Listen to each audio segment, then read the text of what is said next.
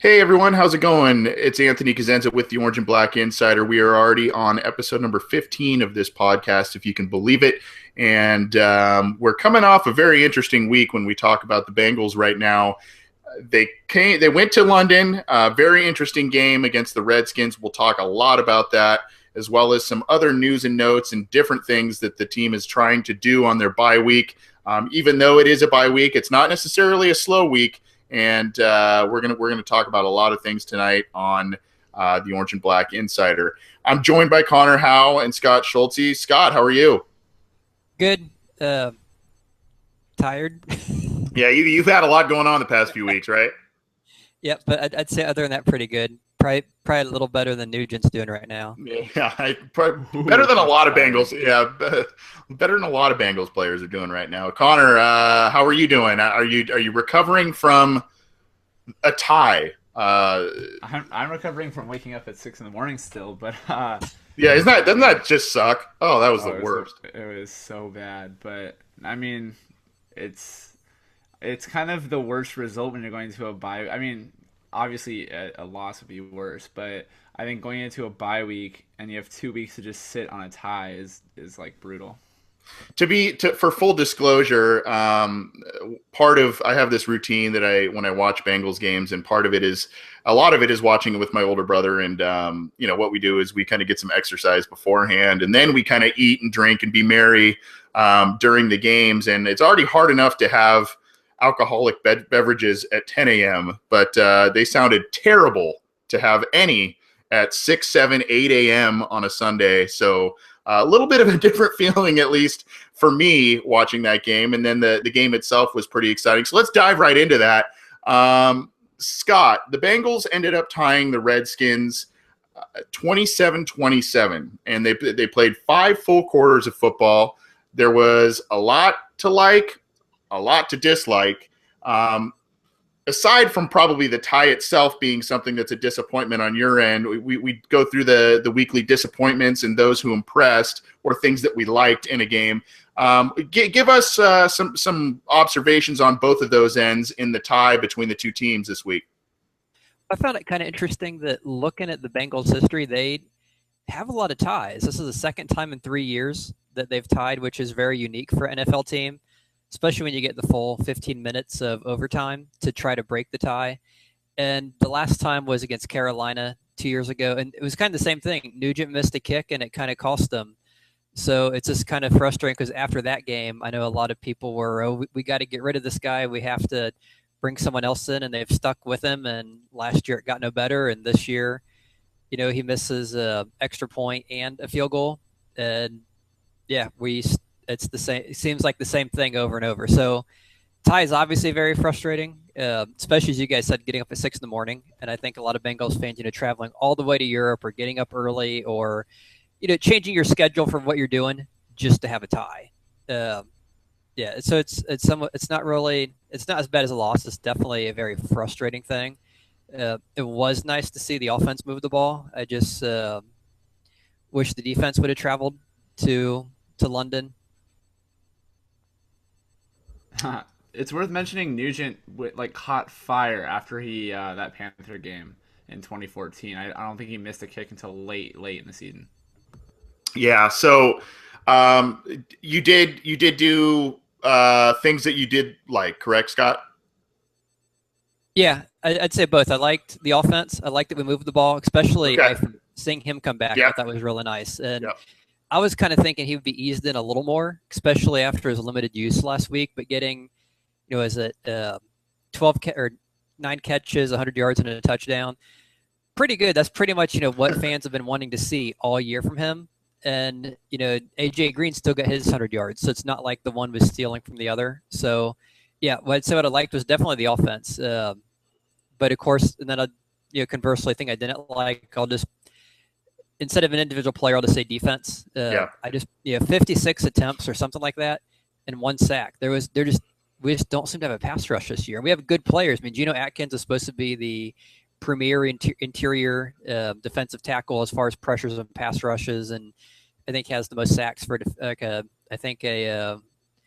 4-3 defensive tackle in the last 4 or 5 years or something like that. And then Carlos Dunlap, who kind of had a breakout year, finally got um, his chance. I know all along people have said, well, we wish the Bengals would give him more playing time. In his first few years, he was constantly second string. He was just had a hard time getting on the field because the Bengals just didn't seem to want to let him on the field. And they finally let him on, and he kind of showed he could be good. And last year he was great, and he just he's still there. And they just, for whatever reason, I don't know if it's the coaching philosophy, if it's the schemes, and it seems like even when we blitz, everyone's always picked up. So I don't know what's going on. I just wish there was some sort of pass rush, which I think kind of leads to some of the things we're going to talk about later. Right. Yeah, the Bengals are looking at possibly tweaking their roster this bye week, and we'll talk more about that. A lot of news in the middle of the week here as the Bengals are in their bye week. Before we get to your kind of best and worst, Connor, we usually get a handful of live viewers on our YouTube stream when we do this show initially, before we kind of put it out on iTunes and all of that. So if you are tuning into this show live, I put something out on Twitter, but we are taking fan questions to end the show tonight. So there is a chat portion in the YouTube area. I sent a link out on that on Twitter. You can follow that and leave some comments there, as well as tweet them at us at Bengals OBI, at Connor Howe, or at CJ Anthony CUI. We already have a couple of good ones, and we'll try to get a few more maybe towards the end of the show, but want to encourage that, and obviously want to make this interactive with the listeners and fans of the show. So Connor, your best and worst from the tie in London. I think the best has to obviously be the AJ Green, just domination of Josh Norman, and we saw that this is a game where he really should have had 200 plus yards, maybe even upwards of 250 or more yards against Josh Norman. And he underthrew him. Had the worst game of his season so far. Underthrew AJ Green several times, and Green just really got in Josh Norman's face and in his head. I mean, Norman had, I think, 5 hands to the face penalties, something like that. It was crazy. And after the game, he called out the official number 88 by like his number, and was very visibly agitated. There was even a vine that I got in the middle of the game where you could hear Josh Norman yelling, "His feet were out of bounds. His feet were out of bounds. What are you doing, ref?" Like, you could just hear the frustration in his voice. And so, I mean, I think it's crazy that Green still isn't in that discussion as the number one guy. I don't think, well, I wouldn't say he's not there. I just think they're not really talking about it right now because, like we were talking about recently, with when you have a guy like AJ Green, a guy like Julio Jones, 2 guys who are kind of the anti, diva receivers as the top guys, it's a hard sell for the NFL unless they get creative, which apparently they're not willing to do. So that was all obviously good. I think the run game, or not even the run game, I just think the O-line in general, obviously they still struggled a little bit, but they looked a lot better. We saw the pull blocks from Clint Bowling, Kevin Zeitler, even Russell Bodine. They looked great. It reminded me of that Jags game I keep on referencing back in the preseason when everything clicked on the line and things were going well, and they had one play where Zeitler pulled and then Clint Bowling pulled from the weak side, and it was just a beautiful play, and it was only a 10 or so yard gain from Jeremy Hill, but it was just a great play that was just schemed up very well, and it worked. And so it had me thinking, why aren't they doing these plays more often? Obviously, they probably want to be a little unpredictable on that front, but just the offensive line play, I know they gave up 3 sacks, I think, but it was better than it has been, which is still definitely frustrating when you think that an average game from the O-line is 3 sacks now. But anyways, that's about it for the good. The run, I mean, Jeremy Hill and Gio Bernard were good. They could have played, they could have had more carries, I guess, but that's what happens when you don't have the lead. So on the bad side, the negative side, obviously, I think it's just very revealing that the Bengals can't cover the middle of the field or the flat, and generally that has to do with tight ends or running backs. And I have no idea why the Bengals are playing any man coverage at all, and I understand why they are. It's because you have to at some point, but they don't have a linebacker who can cover a tight end. They don't have a linebacker who can cover a running back, and so when you're faced with that problem, along with the fact that the linebackers also aren't athletic enough, like you guys were kind of alluding to make an impact when they're blitzing. I mean, the blitz calls, in my opinion, were really good. I can't blame Gunther for those because there were guys in Kirk Cousins' face every time the Bengals blitzed. but you're not getting that, that sack or that hit that you need to get. And it has to do with execution. And I think what really is hard for Gunther, from my perspective, is that the Bengals have done a great job drafting, but they really haven't drafted linebackers as well, and that's been an issue for them. They don't have anyone who's athletic enough to blitz. They don't have anyone who's athletic enough to, play that middle of the field and patrol in the cover too. And so when you have, Vontaze Burfict is great, but then you have Carlos Dansby, who was supposed to come in and be a coverage guy, but has actually been better in the run game, I believe. And then you have Vinny Ray, who is pretty decent at everything, not really good at anything. You have Ray Maluga, who's a thumper in the run, and you know that when he's on the field, the Bengals are anticipating a run, because why else would he be on the field? They just don't have the personnel to do what Paul Gunther wants to do, which is really frustrating as a fan, and I'm sure difficult for him as a defensive coordinator, because I would love to see a guy like George Iloka patrolling the middle of the field, or Sean Williams even. Maybe even Iloka manning up the tight end one-on-one, but when you do that, you have to put a guy like Duron Smith back deep as safety, and they're already struggling there because Sean Williams can't cover the ground that Reggie Nelson once covered. And so when you have that happening, then you're going to get beat on the deep ball. And so there's a lot of issues on defense, as you guys definitely understand, and as most fans probably understand. And when you're Gunther, what are you supposed to do? I mean, at this point, it really is an issue of personnel. And at one point, are we going to blame the drafting of the linebackers and the philosophy that this coaching staff has had for so many years of more just run thumping linebackers than instinctive coverage type guys? Hopefully, Nick Vigil pans out, but I can't blame Gunther for not throwing a rookie into action and think he's going to play well, because how well do we really know? How good do we really know Nick Vigil is? None of us have seen him play in competition like this. So to your point about AJ Green, Connor, I completely agree, and I absolutely loved the play when Green came down with that deep ball and Norman was just all over his back, tearing his jersey, and Green still came down with the ball. Norman had I couldn't even believe it, 4 illegal use of the hands to the face penalties against Green. He kept trying to jam him at the line and kept basically punching him in the face. Not full closed fist, but he was using his hands to his face and punching him at the line, and those are penalties, and Green got the best of them. Now, I'm going to piggyback on both of your guys' points with my disappointment with the defense, and you brought up a great point about the linebackers and Nick Vigil there, Connor. I was thinking about this today, and this goes back once again to Marvin Lewis and his staff almost being obstinate in their preference of playing veterans over guys that are younger, perhaps more athletic, and can bring more to the table. And sometimes when they start easing those guys in and they get that wow factor, it's almost too late, and the season sometimes has either gone out of control or whatever. I think back to 2010 when the Bengals had both Carlos Dunlap and Geno Atkins as guys that were just sitting on the bench, maybe rotating in here and there. I mean, Dunlap was inactive for the first handful of games as a rookie because he wasn't practicing the right way, according to Lewis. And now you look at those two guys, and they're two of the most productive guys on the entire team and have been consistently since that year and obviously 2011 when they stepped into starting roles and things of that nature. So I look at Vigil. You use another third-round pick on P.J. Dawson, and you're not pleased with his practice habits and other things that supposedly have come out, but he's a guy in college. His last year in college, he had about 6 or 7 turnovers in like 11 games. So the guy knows how to make plays. Vigil is a guy you liked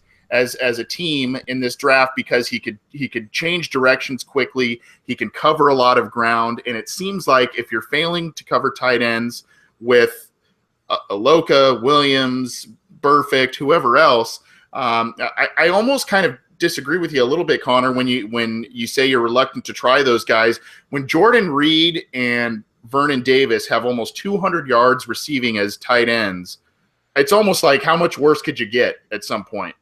Is a rookie going to step in and really be that much worse in covering tight ends? I just don't see it. But no, I don't disagree with you there. I just mean that when you're Gunther, I mean, how are you going to stop middle of the put in Vigil? And then even with your point with Dawson, I like Dawson too, but he's exactly the same type of player as Ray Maluga, Vontaze Burfict. He's slow and he's an instinctive guy, but he doesn't have the physical gifts that you need to be one of those cover players. And so you just drafted another guy to replace Malaluga, but okay, so Malaluga's a guy who's already getting phased out of the defense. Yeah, I guess my point with that is why invest in those guys? I mean, I granted you're a deep team and you've got a lot of veterans that you like to trust and rely on. My point is why, when your team is struggling, why would you not then look at some of these guys that you, 2 third-round picks are basically sitting on the bench and or on the practice squad over the past two, I think it was 20. My point is either choose to play these guys and try and make something different happen, or you're going to keep kind of getting the same things we've been seeing this season out of tight ends, and they've been kind of tearing through the Bengals defense, which was kind of clamped down on under Mike Zimmer. Scott, I know you've got 1 point. I'm just going to point out a positive of mine for the week as after my Bengals defensive rant there.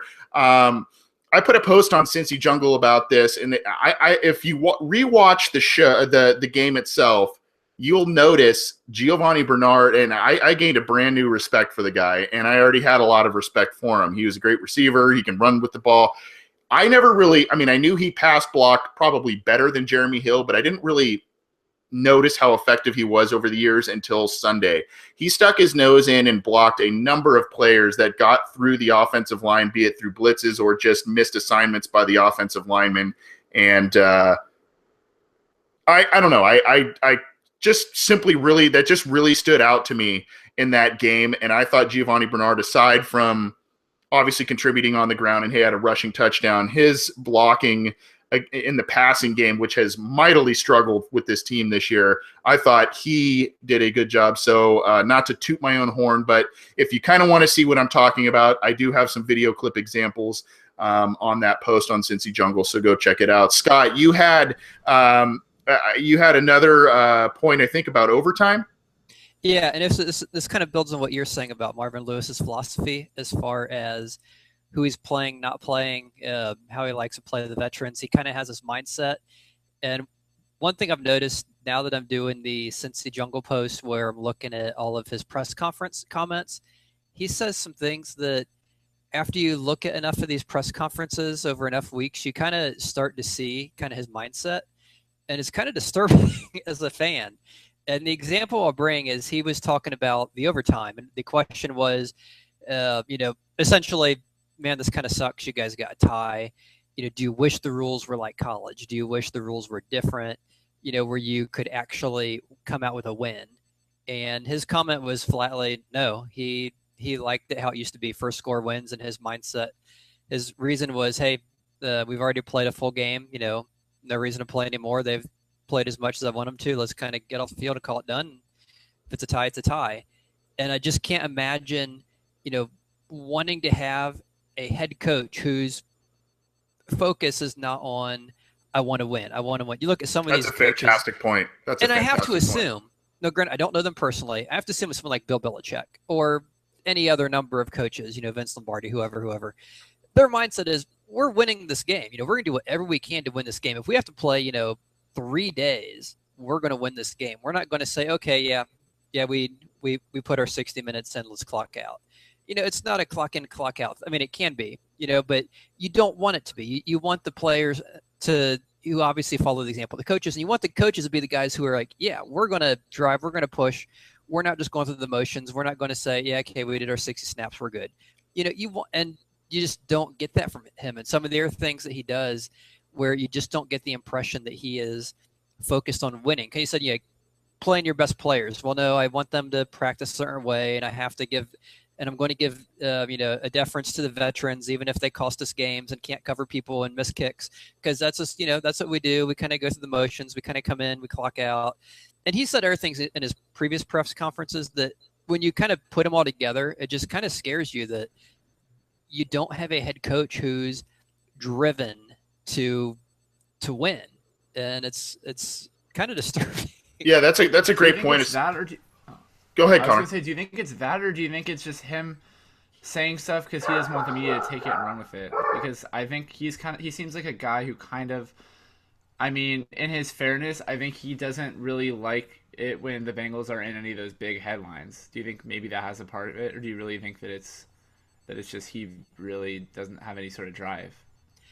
I'm not entirely, without knowing him, I'm not sure. I'm guessing it might be and the reason, part of the reason too, I think it's the lack of drive, and I kind of mentioned this in the post that'll be coming at some point this week, is he has a ton of job security, and a lot of people have complained, well, what has he done? What has he done? And yeah, he's built them into a solid team that gets to the playoffs, but the whole thing of failing in prime time, never beating teams with winning records, struggling in the playoffs, but he continues to get re-signed. I think it's at some point, you just kind of get comfortable that, yeah, whatever I do, I kind of we get by. Maybe that hunger, that edge that someone else may have had, maybe I don't know, a Zimmer, Vance Joseph, someone who's like, yeah, I'm fighting for this. I really want this, and it doesn't seem. And people have been complaining about this for years with the use of the challenge flags. How it's like, well, why aren't you trying? Why aren't you putting a guy in the booth to give you some advice? And I think they might now. I know for years they didn't, and it drove a lot of fans crazy that he is kind of no, whatever.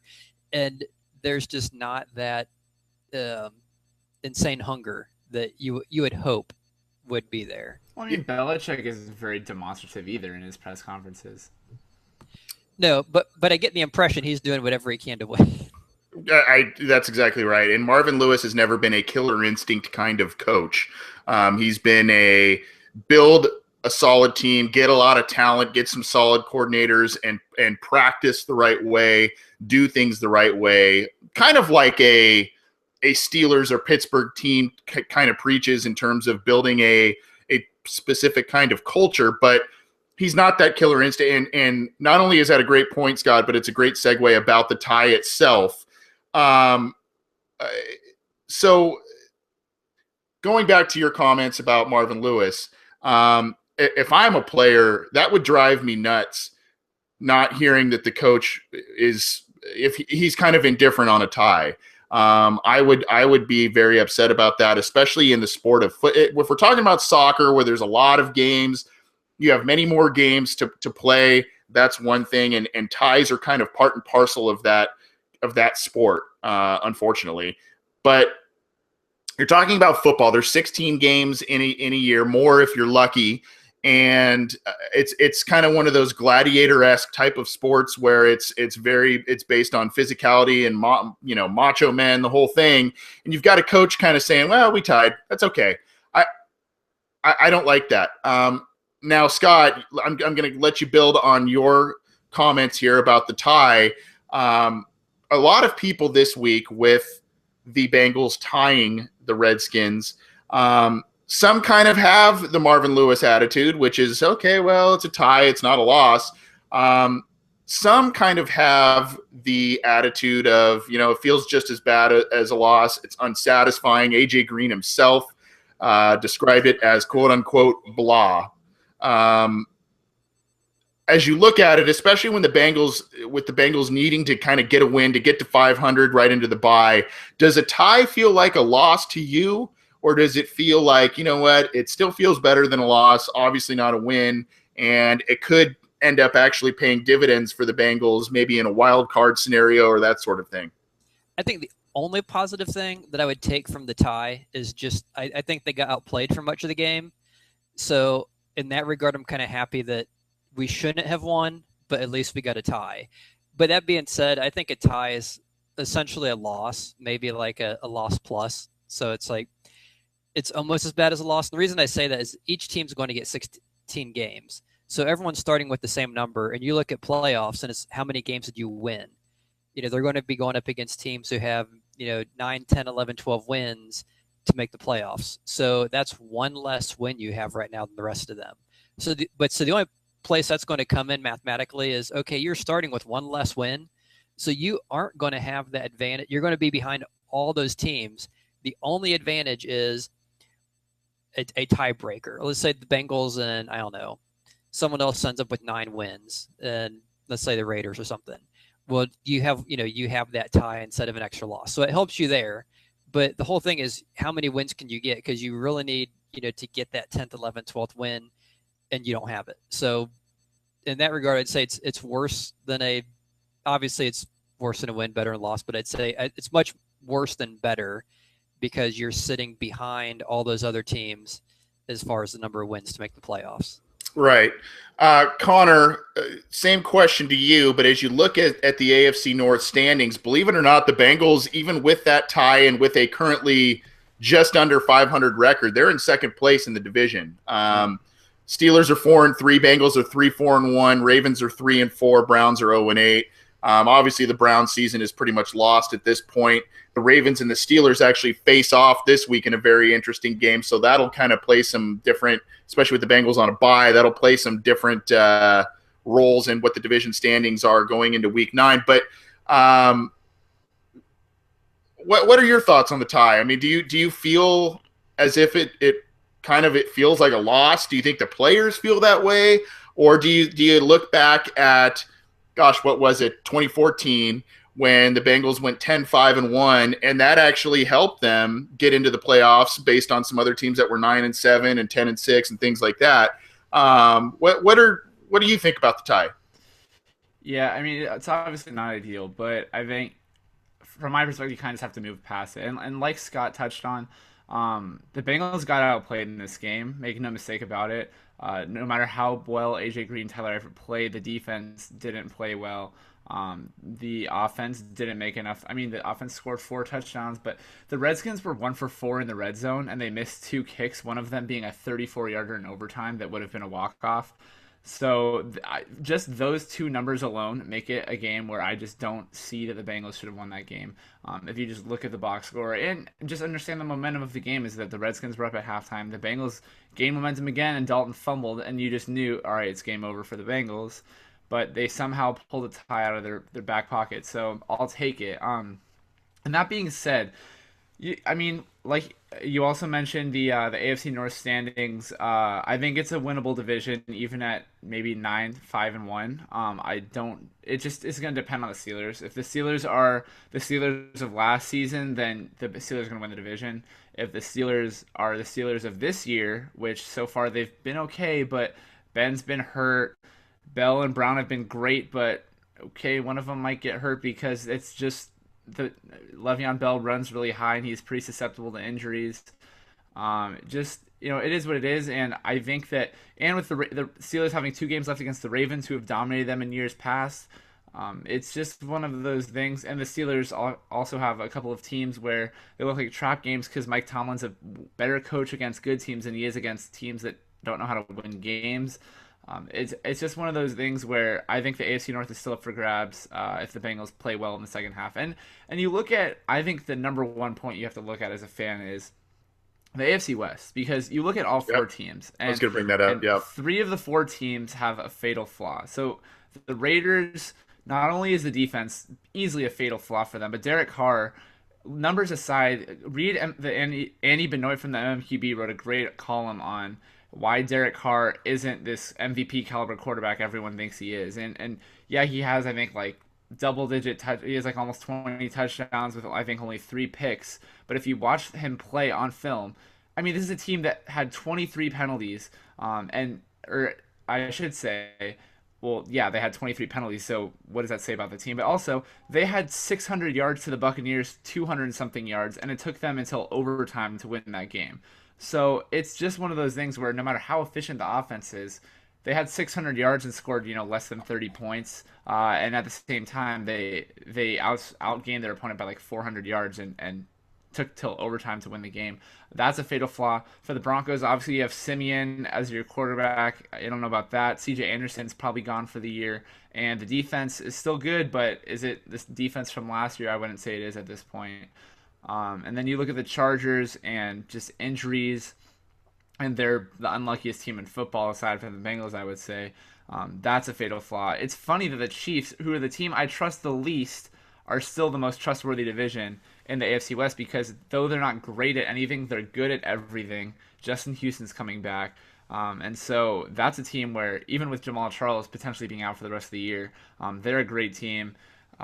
But that being said, all 4 of those who's bad out of those 4 teams? Because the Chargers can compete with anyone, and they're right now record-wise the worst team in the division. So they could all beat each other up, and if they do that, which I think is a very, very real possibility, especially with the Chargers being a lot better record-wise than they were last year, This is an AFC wildcard picture where, aside from the AFC West, unless you think the Titans are a legitimate contender, you have only the Bills, who are outside of AFC West, who are a potential foe for the Bengals. Who, by the way, the Bengals play in a couple weeks. So it's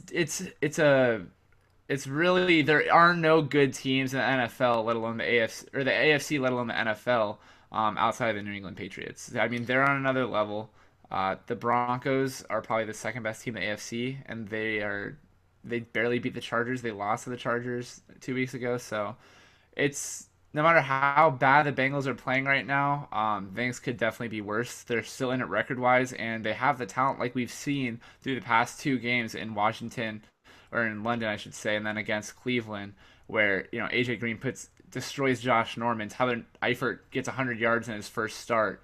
And the defense has the personnel to be a dominant unit, but they just, right now, things aren't clicking. And so hopefully things click. We've seen with this team that they can streak.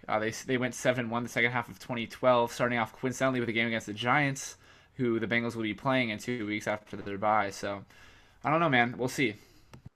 Yeah, in regards to the AFC West, as it currently stands, I mean, you make good points about the strengths and the weaknesses of that division, but as it currently stands, it looks like there might be, again, we're only halfway through the season, but it looks like as it currently stands, there could be 3 playoff teams from that division, which would then force the Bengals' hand to win the AFC North if they want to make the playoffs this year. Again, they're in second place. For me, the tie feels like a loss, and I guess because you had these hopes that the Bengals would get into the bye at 500, you had these hopes that somehow something would start clicking, especially after a good division win, not a great one, but a good division win against the Browns. You just kind of started hoping that things would start to click a bit better. And I think the reason why, to me, it feels like a loss, especially when you listen to the players from both teams in their post-game interviews, they're very disappointed. They almost sound like they had Josh Norman blasted the referees as if he thought his team lost, and it was the referee's fault based on his coverage and issues there with AJ Green. But to me, it feels like a loss when you go all of that way and get a tie. If you have a tie at home, if you have a tie, if you go to Washington and have a tie at someone else's home stadium, that's one thing. But you go to a neutral field, you travel all that way as a team, and you come back with a tie. That's got to be frustrating. And to Scott's point with Lewis's comments kind of after the game, that's a bit frustrating, I would think, from a player's standpoint, to hear some of those things. But to me, standings wise, it's not a loss, but it almost feels like the Bengals lost that game. And especially with the way the end of the game, they were handed a break with the missed field goal, and then Dalton fumbles the ball away. It's just like, you gotta. You're seeing things that you didn't see in 2015. You're seeing things that you didn't see from other versions of playoff teams recently from the Bengals this year, and it's a little disappointing. But they have the bye week to remedy things, get things right, and hopefully they do so. What are your thoughts on the tie, Bengals fans and listeners of this show? You can get in touch with us on Twitter at BengalsOBI. You can download the show on iTunes. You can download the show on YouTube, or the audio on SoundCloud. And we also post the show on Cincy Jungle, the part of the SB Nation network. So check out our show on a variety of different means. Leave a comment, leave a rating, get in touch with us. You can also shoot us an email with comments about the show or general thoughts and ideas about the team, where we welcome that. The obinsider@gmail.com is the email address to send those to, and we appreciate all the feedback. Speaking of feedback, gentlemen, we wanted to make this one, this episode, a bit more interactive, especially with the bye week. There's not another future team to talk about next week, as we've done in previous episodes, but we wanted to get in touch with some of the listeners, some of the fans, and we do have a couple of questions, and we'll get to those in just a minute. But as a general, kind of some general news and notes before we get to those questions, the Bengals have had a very busy week behind the scenes in this bye week, and they've had a number of different workouts. A lot of that news came out Tuesday and Wednesday. And it's at critical positions. Well, some of them are at critical positions that the team feels it needs to improve upon as the second half of the season comes their way. But some others are a little bit odd in terms of who the position they look at, not necessarily the player. Scott, I'd like to start with you. You've knocked, and rightfully so, you've knocked Mike Nugent a bit already this show. The Bengals brought in a couple of kickers to potentially compete or take the spot of Mike Nugent, and a couple of them are Kai Forbath, who ironically used to play for the Redskins, and Randy Bullock, who I believe is a former Saints kicker. He played, I think, majority on the Texans. Okay, and then there's Zach Hawker was another workout who used to play with the Bengals this preseason. So they're bringing in guys to check out this week. And Nugent struggled last week. Your thoughts on those guys? Are they an improvement, or should they stick with Nugent based on his ability to rebound after terrible games?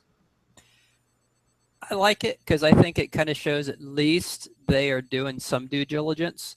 And the guys mentioned, I guess outside of Hawker, the other guys mentioned actually do have some experience. I know when Bullock came out and the Texans drafted him, I remember they even said, this is going back a few years, that he was going to be their starting kicker come hell or high water. He was that good. They were that impressed with him in college and workouts and preseason. That didn't last very long. They just but they had a ton of faith in him. I think he had a pretty powerful leg and was pretty accurate. Really impressed in practices, and I think that's kind of what the Bengals see. The Bengals seem to be a team. You kind of mentioned this with the guys they're not playing, and the guy like with Dunlap in the past and with Dawson, that they tend to look a lot at practice. And I'm under the impression Nugent is probably a huge practice guy. Probably nails everything on that practice field outside of Paul Brown, but when game day comes, you don't get to make 40 kicks in a row or whatever. You have to make that one. And then half an hour later, you have to make that other one.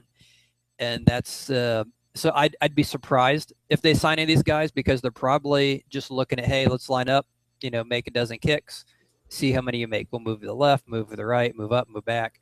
But it's not a game time situation. And the guys they looked at all have stronger legs. I don't think their accuracy is much better than Nugent. It's a little better. And the reason why they're probably not much better is you're looking at mid-season. So any chance you would have had to have gotten someone would have been, earlier in the year, either in the draft or in free agency. Now you're at the point where, everyone's kind of picked over everyone, which kickers are having good years this year. They've brought them in, and, some teams have already gone through several kickers. And so by waiting this late, you're essentially kind of taking okay, here's the guys that no one else wants.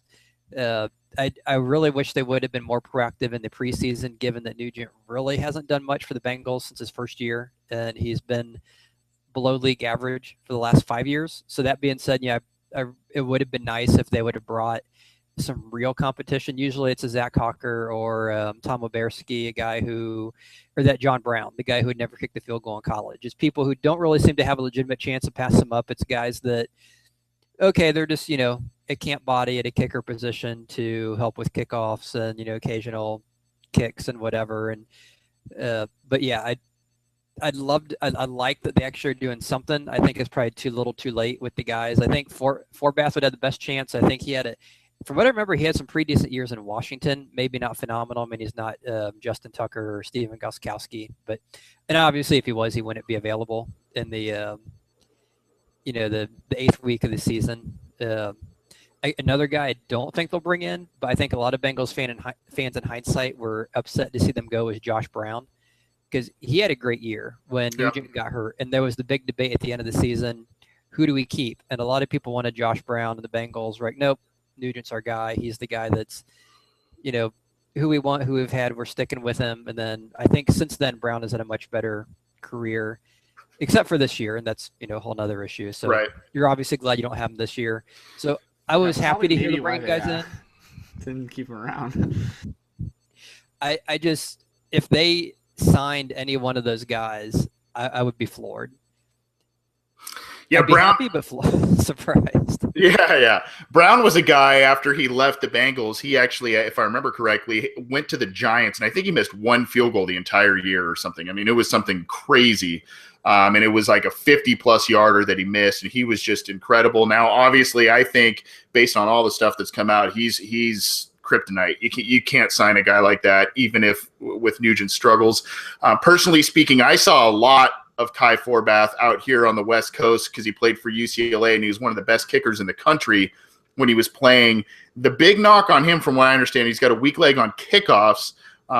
He doesn't have the strongest leg on big, long field goal attempts, but he made quite a few in college and some in the pros. But Mike Nugent himself has proved to be unreliable from beyond 50 yards anyways with this team, and that's not just this year. That's his entire Bengals career.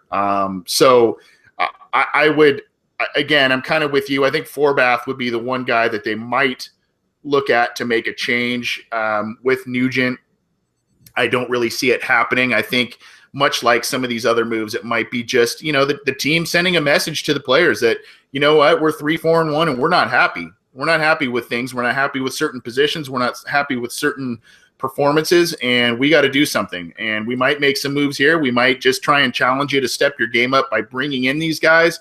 We'll see. Speaking of that, go ahead. You mentioned Forbath. Up until last year, he had a pretty rough last year. Also to that, he was like 88, 90% field goal accuracy. Yep. So, he has one bad year. No one wants him. Nugent's had 5 bad years, and we stick with him. So I'd love to see them bring someone like Forbath in, because even if he can't kick it long, we're, with Nugent, that's nothing new. Right. They also brought in Travis Coons. I just want to mention him as a guy. Played last year for the Browns, went 28 for 32. 2 of his misses came from 40 to 49, 2 from 50 plus.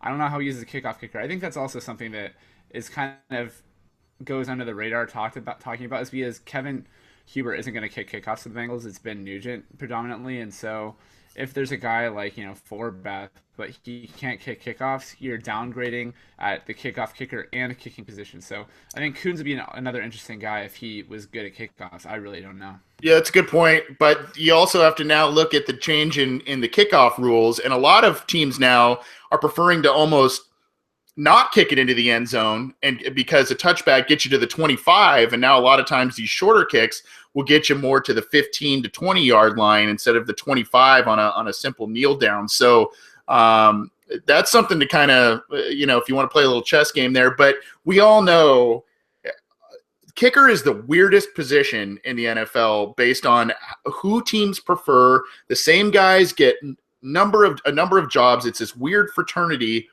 And you see guys kick for 10, 15, 20 years, and sometimes you wonder how some of these guys have lasted that long and how some of these other decent guys are still on the street. But we'll see if the Bengals make a move there. Connor, the Bengals did bring in a familiar face for a workout in Wallace Gilberry, which was very interesting to me. Apparently, he did sign with the Lions this offseason as a free agent acquisition.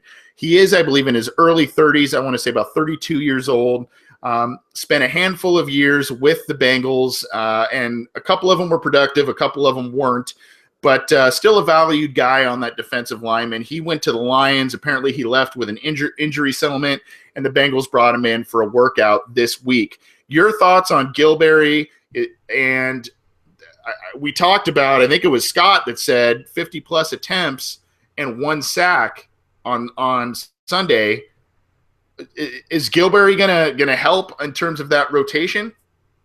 I mean, that's the question that has to be answered, because when you look at the Bengals right now, their whole offseason thing was, they didn't get anyone to replace Gilberry. And then we saw preseason and early season, Marcus Hunt has looked good. Will Clark is pretty good. The Bengals clearly aren't very satisfied with what Marcus Hunt has been doing on the inside. He's had a couple of good plays here and there, and he hasn't really had that many bad plays, but he hasn't had enough good plays to justify keeping him on the field and in nickel packages. And so obviously it also has to do with Marcus Hardison being out for the year. I think that the Bengals had plans for him inside, and maybe even Andrew Billings. I don't think he probably was inside, but it also shows the Bengals, I don't think, trust Brandon Thompson at all, because I mean, not Brandon Thompson. Sorry, Brandon Thompson. I think is an X factor where when he comes back, we'll see what happens. But and maybe that says that the Bengals aren't confident in his recovery process right now. But like meant to refer to is Deshaun Williams. I mean, I don't think he's been active for a single game this year, and I know fans love him, but from what I've seen on tape, I still liked Marcus Hunt over Deshaun Williams. He doesn't really seem like a guy who has been able to get that much push in the pass game, which is what the Bengals are looking for in nickel tackle. And so to bring in Wallace Gilberry is kind of a low blow to guys like Will Clark, Marcus Hunt, and the interior players behind Geno Atkins who haven't been getting any push in the pass rush on third downs and obvious passing situations. So to answer your question, I don't think Wallace Gilberry got released. He left on an injury settlement, and so I don't think that on a team that desperately needed a pass rush when they signed Gilberry that the Lions probably. I mean, I think the Lions probably saw him and thought, well, even on a team like the Lions where we don't really have a great interior pass rush on passing downs, Gilberry isn't the answer. And so to answer your question, I really don't see why Wallace Gilberry would ever make the Bengals at this point of his career. I hope he seems like a nice guy, but there's no reason for the Bengals to sign him. That being said, something needs to be done. I mean, whether it's better coaching, better execution, the Bengals pass rush on obvious passing downs and third downs has not been where it needs to be. And as much as I've liked Marcus Hunt, he's had a couple of nice hits like we saw in the Cleveland game. And he has the field goal blocks, but he's not a guy who is consistently getting pressure on opposing quarterbacks on obvious passing downs, and that's an issue. And the Bengals tried Will Clark inside this past week, and it didn't work. And who knows, maybe they expand the experiment and try to lengthen it and see maybe if Will Clark is a better option on inside on passing downs. And I know that he's pretty much a liability on the outside when it comes to the run game. So maybe that's an experiment that could work, but right now it's just an issue, and bringing in Wallace Gilberry kind of just shows the desperation the Bengals are at right now. And yeah, I mean, I think that's all I have to say. Yeah, Gilberry was a very productive player for the Bengals when he was a rotational guy, and that's what this defensive line, even with the stars, the two Pro Bowlers and Dunlap and Atkins and Michael Johnson when he had some good years for this team, that's what this line thrived on in their best years, was still being able to rotate some guys in and make a bunch of plays as you can kind of shift looks and do things, especially on obvious passing situations and things of that nature. And Gilberry thrived in that. Now, when Johnson left and Gilberry was really relied upon to have kind of a starting type of role, he did not thrive in that. And he's more of a rotational guy and a niche guy. Maybe he comes back to the Bengals and that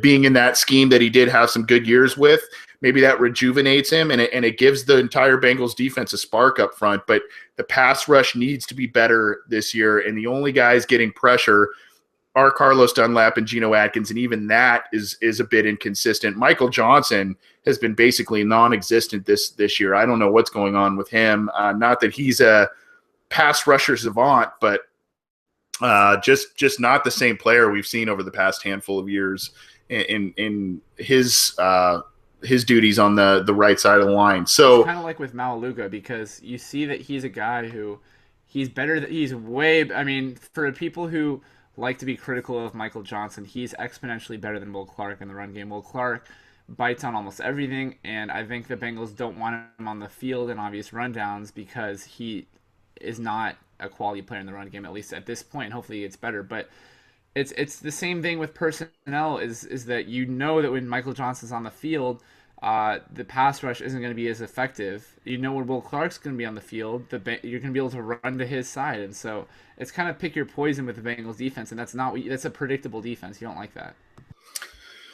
So aside from those two areas, defensive line and kicker, the Bengals have also kind of seemingly out of the blue, they brought in Marcel Reese, the former Raiders fullback and very versatile player for the Raiders. They brought him in for a workout this week as well, and he's a guy who made 4 consecutive Pro Bowls up until last season. He made a Pro Bowl, but he actually got nailed for performance enhancing drugs at the end of last season. Had to serve a 4-game suspension, and once he was it was partially last year and partially into 2016. And when he was eligible to return this year, the Raiders released him. He has not latched on to a team, but he's a guy who can block, both run block, pass block, catch the football, and run with the football pretty effectively. Just a very versatile guy, and he's been a good player for a while. I personally like it from the standpoint of adding another weapon to the offense, especially in maybe an outlet in the passing game and anything that can help the pass blocking issues that the Bengals have experienced this year. I just wonder what does that mean? Does that mean Ryan Hewitt's going to see more time on the bench after signing this big contract? Does that mean they plan to use both of them? Does that mean that, they want more of a straight up fullback and Ryan Hewitt can kind of do some other creative things? I just don't know. Maybe they're just kind of, again, showing their players that, hey, we're not satisfied with how things are looking and we need to explore all the options to improve this team and get to the playoffs quickly, guys. I like it. I like the idea. I don't love it. Quick answers from both of you. Scott, do you see a fit for Marcel Reese, and do you like the idea of him being added to the team? I'd say yes to both. I like it because he's a rich man's Ryan Hewitt, basically, because, like you said, he can catch the ball, and he is a very good blocker. He's been very productive. And I also like it because it's a very un-Bengal-like move. They generally like to add guys to the draft. We kind of keep our own. We sign a guy to extension. He's our starter. He's locked in. They, as you mentioned, they signed Hewitt to that extension this year. And so normally that would be something where they say, okay, he's our guy. We're pretty well good. We aren't going to replace him. Now they're bringing a guy, could just be a workout, but still, at that position, it almost seems like, wow, maybe they are willing to break at least a little bit from that mindset that, yeah, we aren't always going to say, we gave you the contract, we're just going to live and die with you. So from both perspectives, I'd say I liked it. Connor, your thoughts? I mean, you can reference the fact that he made 4 straight Pro Bowls or whatever, but to be honest, he's not a Pro Bowl caliber player. I think the Raiders saw that, and that's why they cut him. The reason why he's made 4 straight Pro Bowls is strictly off of name recognition. I'm not a big PFF guy, and I don't have any stats to really talk about Reese, but from what I have digested as a NFL fan, I can tell you that most analysts were not very high on Reese last year. Just from brief stats, Ryan Hewitt last year had 8 catches on 12 targets for 99 yards. I think Reese had 265 yards on 30 something targets. So even as the number 7, 8, 9, whatever target in the Bengals offense, Ryan Hewitt had more than half, or well, I should say almost half the yardage on almost a third of the targets as Hewitt or as Reese. And I mean, he's a big name, but I think the Bengals were more just kind of putting out a feeler, and it just shows that the team doesn't trust Ryan Hewitt, and I'm not sure why. And for that reason, maybe Marcel Reese is worth a shot because he, like you guys have said, he's had that potential, or he's been the guy before in his career. But to me, this feels like kind of the Chargers signing LaRon McClain 3 or 4 years ago, back when after he had his pretty prestigious career with the Ravens, and then the Chargers signed him. And he was kind of just a name, but didn't really do much. And the Bengals really, I mean, Marcel Reese has never been that run blocking fullback. He's been more of a weapon out of the backfield. And so to me, my question is, why are the Bengals doing that? Because, you need Jeremy Hill runs better behind a fullback who can block. If you're looking for a guy who can block, why are you looking for Marcel Reese? Because he's as good of a player as he once was. He was never really the run blocker that most fullbacks have been. He's been more of an H-back type of, line up as a tight end at times and catch some passes, but he wasn't that fullback. And I don't think the discussion's going to get to that point. I just want to throw out that I don't know if it was a couple of weeks ago or when it was, but I remember hearing about the Bengals having a little bit of interest in Taylor Mays. And personally, I know that the whole Taylor Mays experiment seems to have come and gone in Cincinnati, and the drug suspension or whatever it was that kept him out of the first few games this year was a big deal. But personally, I would love to see the Taylor Mays signing. Like I was kind of mentioning before, the Bengals really don't have one of those cover guys, and Taylor Mays, we never really got to see the end of the experiment with him as a hybrid linebacker safety type of player. Having him as a money backer like the Dion Buchanan or Mark Barron, I don't know if it's going to work or if it's not going to work, but at this point, it really doesn't hurt to try. You need to change things up, and he has familiarity with the team. He's going to improve special teams because the Bengals' special teams have been abysmal this year. That's a signing that I would love to see. He's actually probably number one on my free agent signing list, unless randomly some team drops an Alshon Jeffrey or Sheldon Richardson or someone, but. No, of all realistic targets, I think Taylor May should be number one on the Bengals list. He gives the Bengals the flexibility to have a guy they can put in coverage as a hybrid linebacker type of player without having to move George Iloka or Sean Williams out of their natural positions. Because, frankly, Jerron Smith isn't reliable enough on the back end or as a hybrid linebacker to play significant snaps, I would say. I mean, the one play I even noticed him on the field this year was the one where Jason Witten stiff-armed him into a different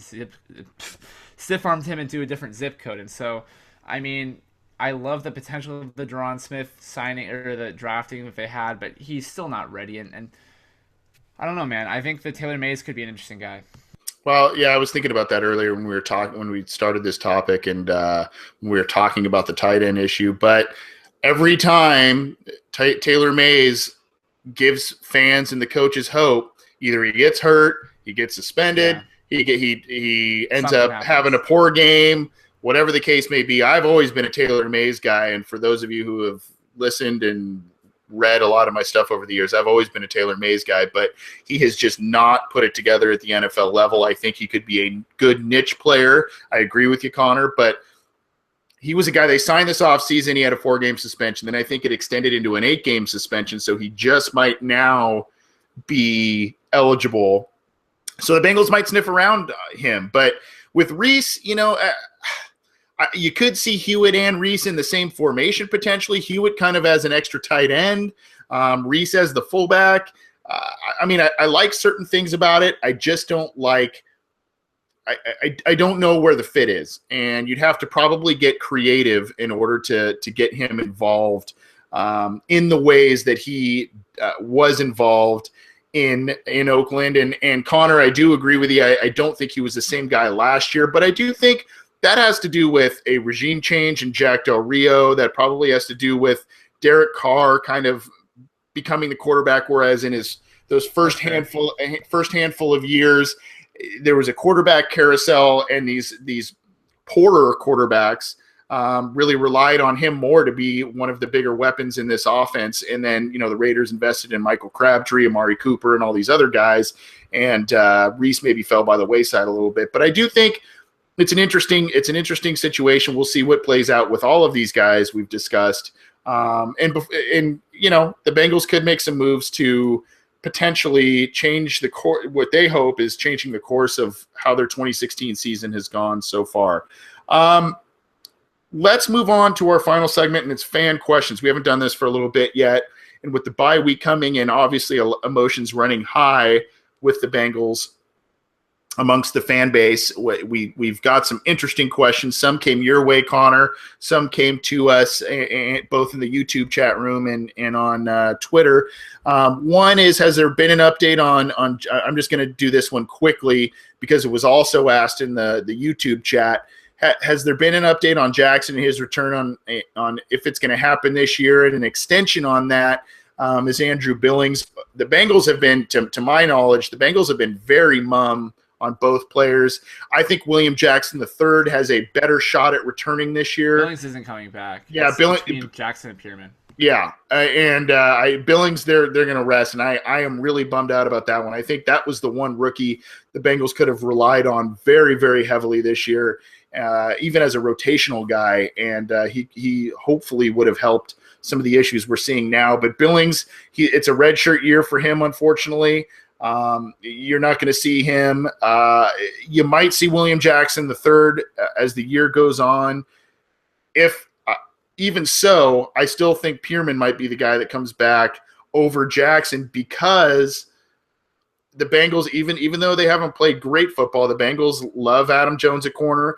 They like Drake Kirkpatrick at corner. They've got Darquez Dennard, and Jackson just, I don't know where he'd get on the field. They've been using Josh Shaw a lot to mixed results. Russell's been inactive every single week, and so right. if they really wanted a young cornerback to come into the mix, he probably would have at least been active 1 week. So right. I wouldn't see that happening. I would bet all my money on Pearman coming back over Jackson. Yeah, I think I agree with you there. So there's a quick update on those two. Scott, let's see. Very interesting question Connor had thrown his way, and it was, has Roger Goodell ruined Vontaze Burfict's aggressive play style?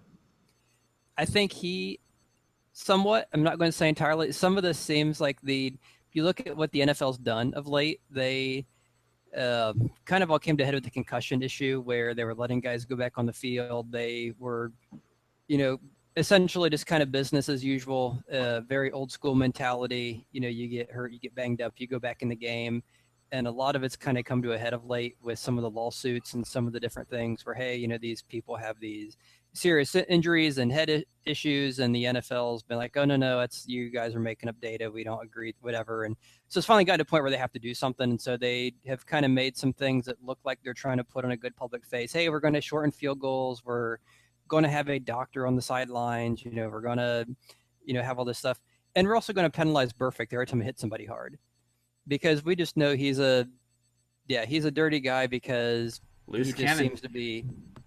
And I think some of it is the fallout of that, as silly as that sounds. I think that it kind of goes in that mindset of, the guys who he has kind of the biggest reputation as the biggest hitter, and he's the one that we're going to kind of go after. And every time you see a big hit on ESPN that he hits, we're going to let you know that, hey, we penalized him for that, or we flagged him for that. And it's kind of it's obviously unfair, especially if you look at what some of the other guys do or have done in the past and still do.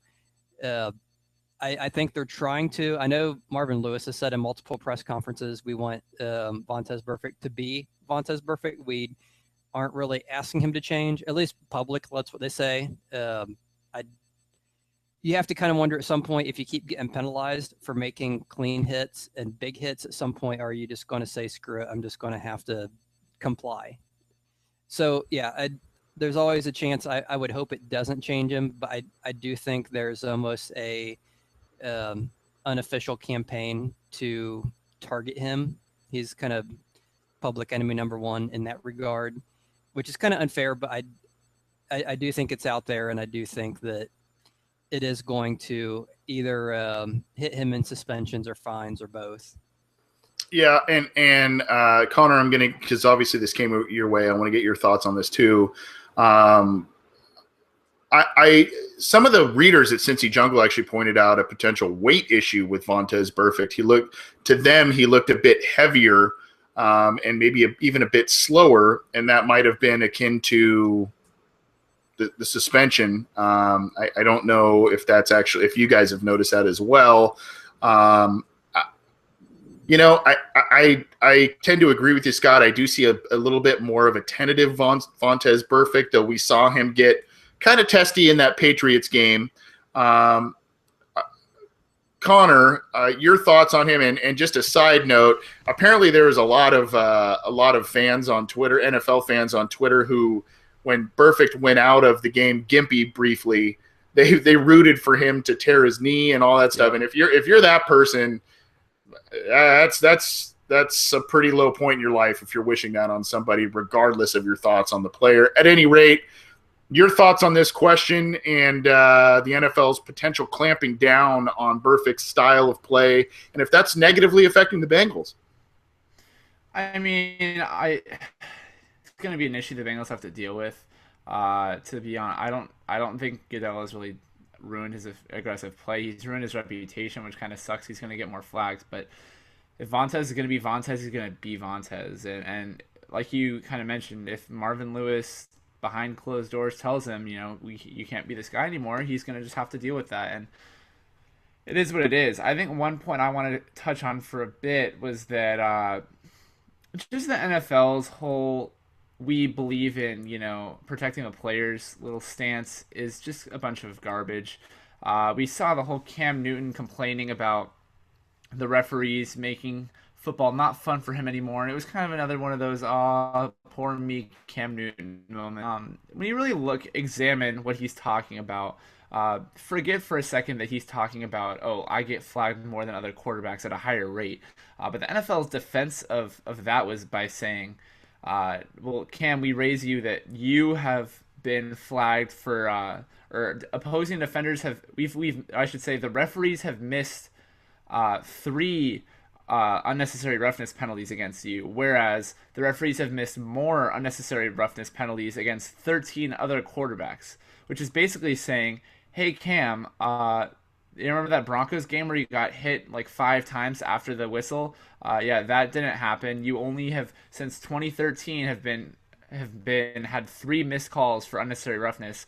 That also means Dalton has had 3 or less times where he's been hit unnecessarily after the whistle. I don't know if there's been more, but that's however many the NFL is admitting to. But they're basically admitting to saying, oh, hey, Cam, you shouldn't be complaining about this because you see we've missed so many more calls with other players that you shouldn't be first in line to complain. And so that seemed a little bit strange to me. And when I was writing a post on that, I just had this idea that, why are the NFL's the flags being thrown, if the NFL is such a we care about player safety league as they say they are, why are the flags being thrown based on the rule book instead of based on, well, does that look like a dangerous hit?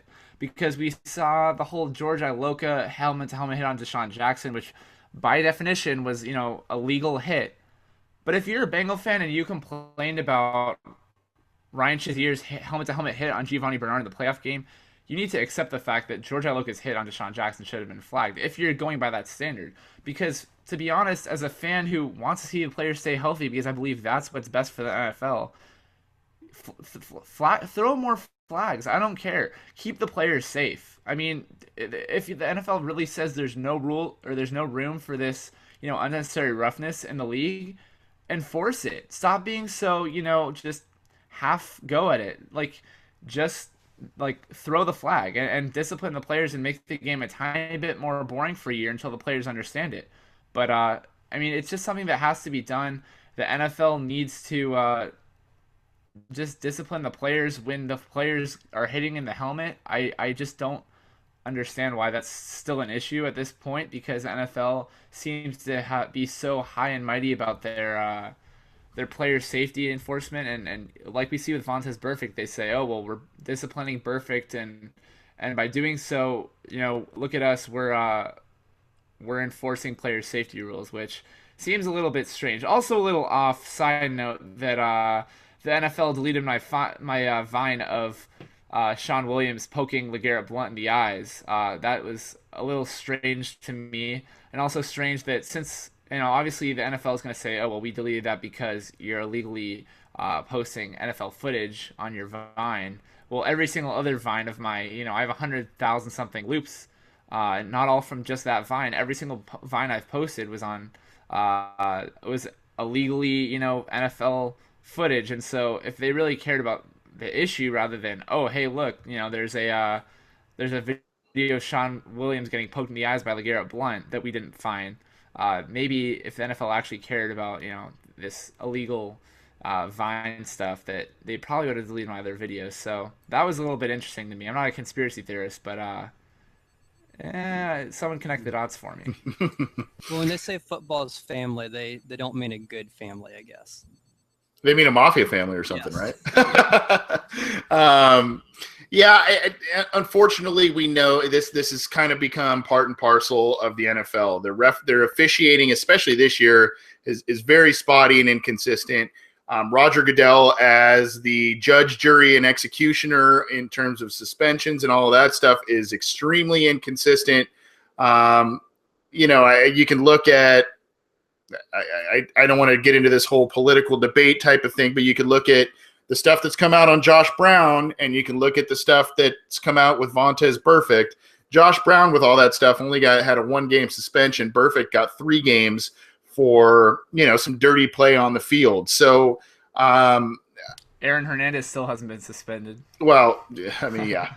But unfortunately, that's just the thing. It's inconsistent, and it's frustrating. I did agree with you, Connor, that hit by Aloka on Deshaun Jackson. I wouldn't say should have been flagged. I would say could have been flagged. I did see him kind of go into the shoulder a bit, and it was from the side. Now, what's different about the one with Bernard is Shazier came right at Bernard and hit him square in the face mask, basically straight on.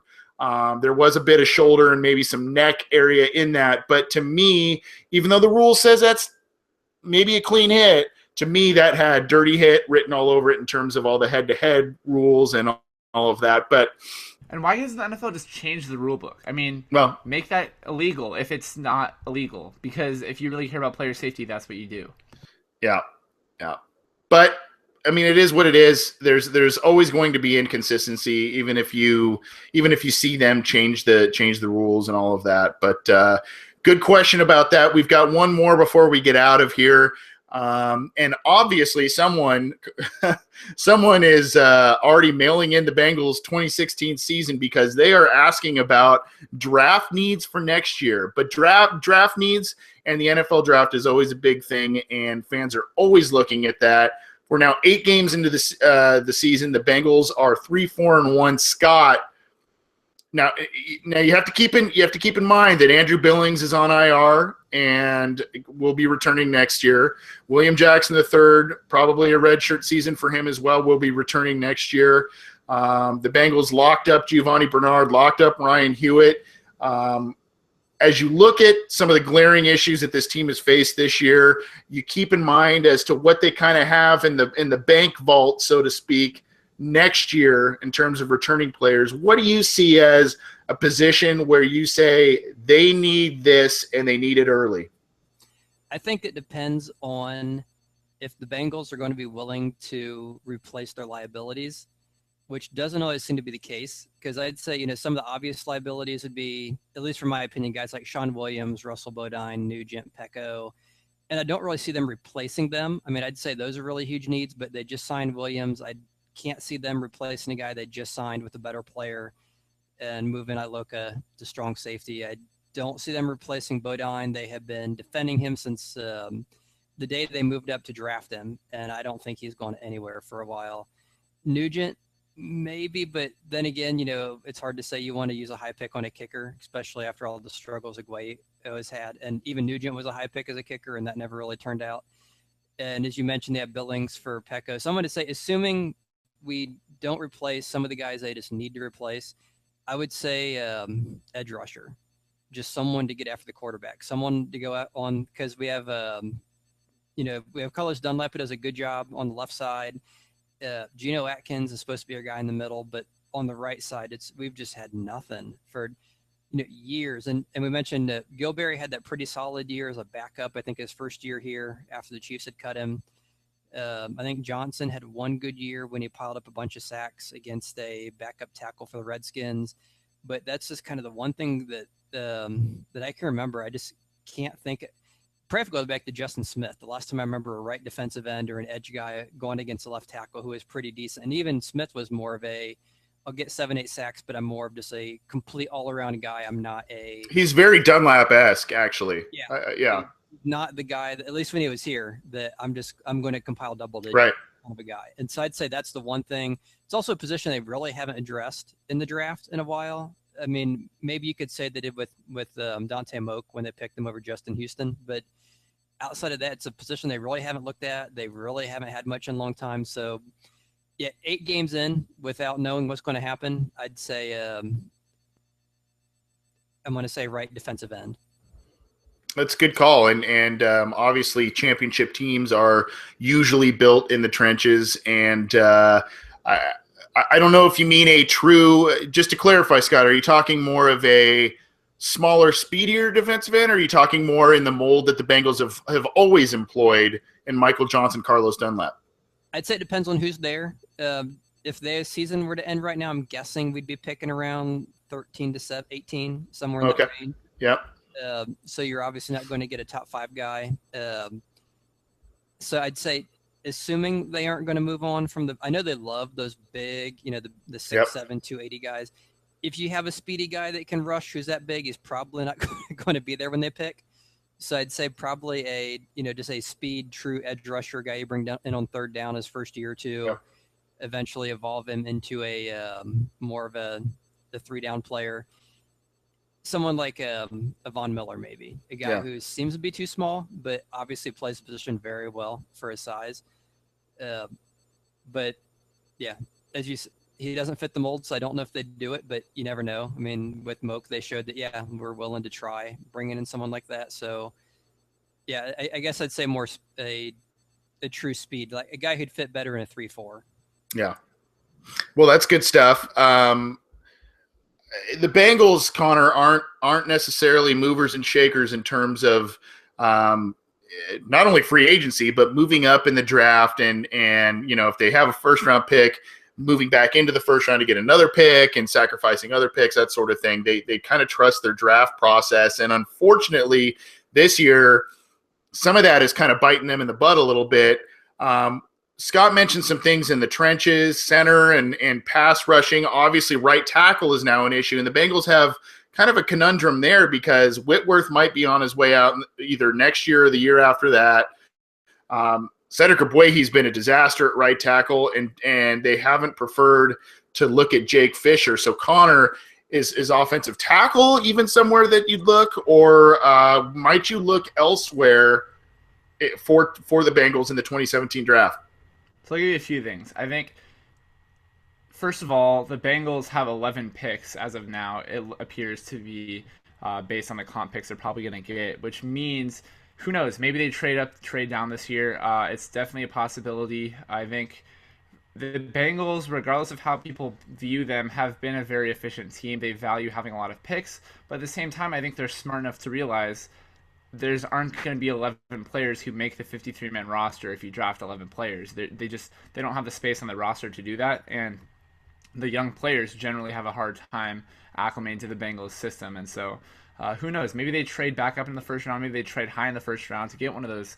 I don't know, I'm not familiar with the prospects in the draft, but who knows, maybe there's a 6'7" defensive end who's fast, like Carl Nassib-esque kind of guy, but maybe even a little better, like there was this year, and you grab him in the first round or so. And I'll say this, I'll say that offensive tackle and running back are two positions I believe they absolutely are going to draft. I don't know if they'll draft high, low, where they draft, but like you mentioned, Whitworth is old. Eric Winston is also old.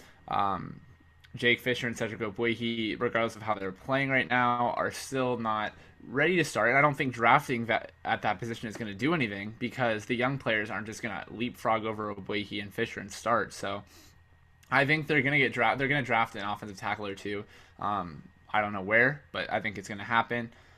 Who knows? Maybe they'll draft an offensive guard or a center as well, just based on the opportunity they have to do that. I think running back, like I think I said earlier, Rex Burkhead's going to be a free agent. I don't see him re-signing in Cincinnati unless he's willing to take whatever the Bengals are willing to offer him. I don't think the Bengals offer him a ton of money, and I think that another team. Well, I shouldn't say that. I think they might offer him a lot of money, but I think that there's definitely going to be a sweeter offer out there for him. Who knows? He's kind of close to his home of, I believe, Nebraska, so maybe he stays in Cincinnati. But I think running back is definitely a position they're going to draft, because even with Cedric Pierman coming off potentially IR, they just need a guy at the running back position, not to run necessarily, but more for special teams and filling out the roster. And I just want to address the whole draft a wide receiver high position, because I know there's a lot of Bengal fans who like that idea, and not that it's wrong, but if you legitimately believe that Brandon LaFell is not the answer, which is definitely a reasonable belief, but if you believe he's not the answer, the Bengals need another number 2 receiver. Drafting a receiver high isn't going to solve that problem, because like we've seen, when was the last time a rookie receiver stepped in and made an immediate impact? Look at what Tyler Boyd has done this year for the Bengals, and who knows? Maybe a first round pick plays a little better, but I have a hard time believing that the Bengals are going to invest a high draft pick in the first round on a receiver when they know that AJ Green's going to be here for the long term. And so, who knows? Maybe they go free agency. Obviously, they'll have to re-sign Brandon LaFell if they want to keep him around. But Alshon Jeffrey, Vincent Jackson, Deshaun Jackson, Kenny Britt, again, Michael Floyd, Kendall Wright, Cordell Patterson, Terrell Pryor, Justin Hunter, Robert Woods, let's see, a couple other guys, maybe a Terrence Williams, who's a nice deep threat, Marquise Goodwin, another really nice deep threat, only 25 years old. So they'll have plenty of Kenny Stills, who burned them deep this year. Bryce Butler, who's having a nice year for the Cowboys. There's plenty of intriguing players on the wide receiver market in free agency this year. A lot of guys who've shown a lot of promise this year, whether it be for the whole season or just in spurts. But if the Bengals really believe they need another deep threat, it looks like a good year for free agent receivers this year. A lot better of a year than last year when Marvin Jones, who love Marvin Jones, but at best is probably a high tier number 2 receiver or a low tier number 1 receiver. I mean, we saw in Detroit this year, he's had some nice games, but he's been pretty inconsistent. Wide receiver would definitely be, if you want a high end wide receiver, free agency is definitely the route to go versus, in the draft. And if it were me, I like what Scott said. I think you go an edge rusher high, maybe even a linebacker if there's a guy out there. Maybe we saw Luke Kuechly was one of those high round picks who panned out very well for the Panthers. Drafting a linebacker high is a high risk, high reward type of move. Potentially very low floor, but that would be an interesting idea. If there's a standout superstar safety high, I'd consider it. But overall, the Bengals still really don't have any major needs, so I could see them going at a lot of different positions high in the draft. But offensive tackle would definitely be a potential possibility. Edge rusher, I would love to see. Defensive tackle, even. I mean, an interior edge rusher, or I mean, not edge rusher, but an interior rusher alongside Geno Atkins. They're obviously not going to go nose tackles. They have Andrew Billings, but maybe a guy who they know is going to bring some pressure on third downs. If they believe they're still a contender, they're going to draft for maybe not an immediate need, but they want a guy who's going to be able to contribute to their efforts in the next couple of years, and so. I don't know. I just don't see the wide receiver going high. I love the options in free agency. I would love a Alshon Jeffrey, even though it's probably never going to happen. But for me, I would say if you're going high, you're going to go, like I said, offensive tackle, linebacker, edge rusher, maybe safety, maybe even corner. But I think the 2 positions they're most likely to draft are running back and offensive tackle, regardless of wherever they fall. And maybe even quarterback unless they really like Jeff Driscoll, I could see them taking a quarterback. Maybe not high, but somewhere in that draft. For me, I believe the Bengals have 4 they should have 4 picks next year within the first 3 rounds based on their free agency losses this year. So they should get a 3rd-round compensatory pick based on Marvin Jones, Mohamed Sanu, Reggie Nelson, all those guys leaving and being pretty productive with their other teams. So for me, I think you look, and in no particular order, but I agree with Scott. I think you have those, and I've said this for a very long time on Cincy Jungle and in interviews and all kinds of stuff. I think they need that tweener type of linebacker. They need that guy who can put his hand in the dirt on 3rd down and bring speed off the edge. They need, but maybe can also play a little rangy linebacker. So they need that kind of guy. They need another interior defensive lineman, I think, because Domata Peko. I got yelled at by a listener last week about how I pronounced it. Domata Peko is probably on his way out, and he actually reached a recent milestone, so congratulations to him. But he's probably on his way out. You have now the Billings era probably taking over, but you have Pat Sims, who's aging. You have Brandon Thompson, who can't seem to stay healthy. And you have Deshaun Williams, who, Connor, as you mentioned, the team doesn't seem to really trust that much at this point. So I think you need to have another interior defensive lineman. I think you need to have – I think there's a couple of other areas. I think maybe you're the mold of a thumper linebacker could also be in there along with a tweener type of rusher or center. And Scott, you said center probably isn't in the cards because the team is very, I said it earlier, they're very obstinate on some of the choices that they have made in players, and they are kind of set in their ways. But you know, I mean, if you look at it, these are the positions that the team needs, and you know, good teams continue to provide competition at spots that even seem to be set.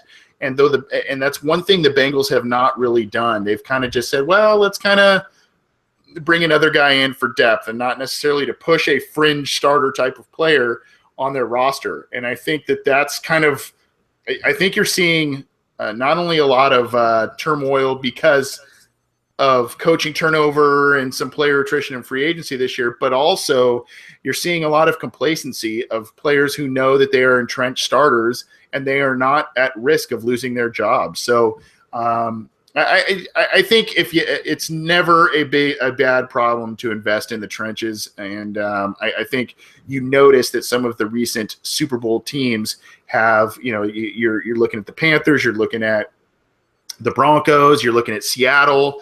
I mean, these are teams that have very strong defensive fronts, and most of which can block pretty well up front, and that's what you need for teams to be successful and make a playoff run. So those are our selections for draft choices potentially for next year, but we still got 8 games to play this year, guys. The Bengals are currently in second place in the AFC North, as we said earlier, so let's not mail it in quite yet. Let's see how these next few games play out. Let's see if they sign some of these guys that they brought in for workouts this week. Let's see how they rebound on after the bye and into Monday Night Football against the New York Giants. Not this week, but the week after.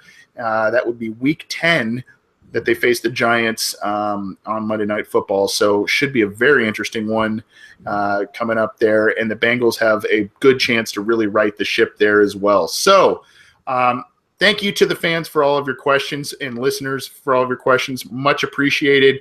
We're going to get out of here. Before we do, make sure you download the show on iTunes. Make sure you subscribe to our SoundCloud and YouTube channels. You can get in touch with us on Twitter at BengalsOBI.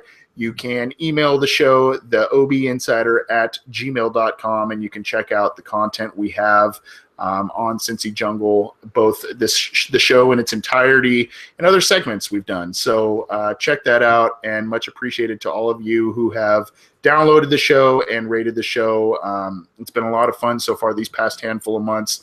And not only do my co-hosts make it fun, but the listeners and seeing the feedback makes it fun. So much appreciated. Gentlemen, we're going to get out of here. Scott, any final thoughts? Yeah, one, you have to go all the way back to 2012 to find the time the Bengals drafted a guy in the first round who fit a need, who was drafted to start that year, and that was Kevin Zeitler. So, unfortunately, we just don't seem to be a team that drafts guys that can come in and play right away. It's just because they play and live by the draft. We're gonna, plan for 3-4 years. We're never going to sign a free agent.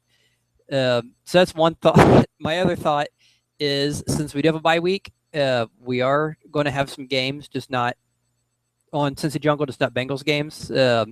In the off season, kind of in that dead period after the draft, before and after the draft, we had some quizzes on the Cincy Jungle site. So if you enjoyed those, please check the cincyjungle.com site. We're going to have a few more running this week to make up for not having an actual game to watch. It'll be something interesting to do.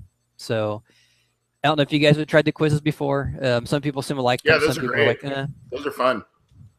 Well, yeah, they're really fun. I never win in them, but they're fun. There's at least 2 coming, perhaps more. So if you guys try them, perhaps in a future episode we can say how well Connor and Anthony did. That's awesome. Those quiz those quiz things are quite fun, and they sometimes make me feel a little old, Scott. I mean, I'm remembering guys from days of yore that I'm pulling out of my back pocket that I can't I can't believe I remember. But those are a lot of fun and very challenging, actually.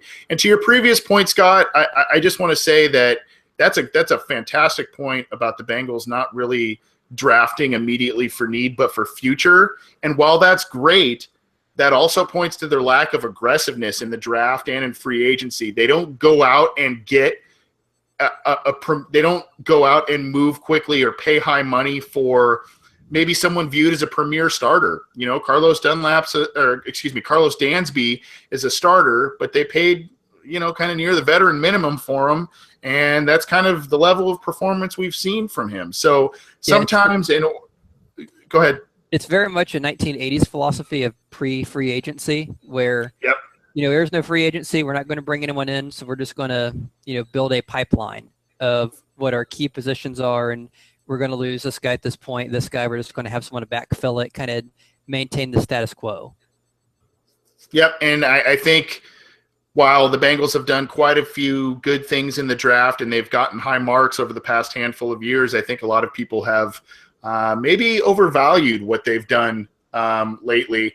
And, you know, it's possible that some of these guys they're beginning to rely on are just not panning out the way that they had hoped. And unfortunately, with the conservative nature of Marvin Lewis, with the conservative nature of Mike Brown in control of this team, we're just not going to see the big splashy free agency moves. We're not going to see them move up in the first round to really get a marquee player that they maybe really want. And they'd rather stay put, maybe move back and grab additional picks and get some solid players to build depth. You know, that's a conversation maybe for a different time, but it's a great point you brought up, Scott. Connor, any final thoughts before we bounce out of here? Let's see. So right now I'm 15 games pick 'em. That was, but 15 games back in the weekly pick 'em. At this point, I am picking the Browns every single week until they win, because you know when you're down, you gotta do something to try to bring yourself back up. And I don't know. I just have a sneaky feeling about the Browns. Let's see. They're playing Dallas this week. In Cleveland, I think, right? It doesn't even matter at this point. But got to do something. And last week I went 3-9. So I figured, you know, you can't really do much worse. You got to throw whatever pitches you have in your arsenal. And I've never thrown a curveball before, but I'm going to throw a curveball every single week until finally strike someone out with it. So hopefully that happens. I believe I'm also playing Scott in fantasy this week. I just want to say good luck to you, Scott. You're going to need it because, you know, my team is pretty solid. Don't want to brag, but I'm on a win streak right now after a very slow start. So we'll see. Yeah, I had an amazing comeback last week. Yeah, Scott's team, I was so mad that your team came back. Jason was going to beat you. Well, I thought he was going to have the highest score, and then whatever that guy's name is. Jordan Howard. Wow. Yeah, I almost benched him, and he's got me like 25 points. Anthony, I don't think you've seen our league, but Scott's team is absolutely unreal. Scott also tried to trade me Melvin Gordon for Julio Jones earlier this year. That's it. There you go. That's why he's the fantasy football insider. That's why he's in first right now. He's got some insider trading. We may have to call the feds on Scott. You know. While you guys brag about your fantasy football teams, Connor, you need to look at the spreadsheet of the weekly picks, and you need to see who's in first place in front of everybody. Yeah, I know. I'm 15 games behind you, buddy. I'm trying to get back up there. I am killing it. For a guy that you have to for a guy that you almost have to weekly remind to submit his picks. I have to pat myself on the back a little bit and note that I am in first place, I believe, in our Cincy Jungle pick'em pool. You're up 3 games. Right I expect a major gift basket at the end of the year submitted by all the other participants. I'll see what I can do. All right, guys. I'm going to be the one buying something because I'm in the toilet right now. Well, good stuff from you guys tonight. I know it's a bye week, but we've had a lot of good stuff, a lot of good content, both from questions from the fans and everything. Let's get out of here. Let's hope the Bengals get back to the winning ways. There might be some news by the time next episode hits in terms of personnel additions, and then we'll be gearing up for the Giants game there. So for the Orange and Black Insider, I am Anthony Cosenza. For my co-hosts Connor Howe and Scott Schulte, Thanks for listening. Thanks for downloading. Continue to do so if you would, please. And Houday. Houday.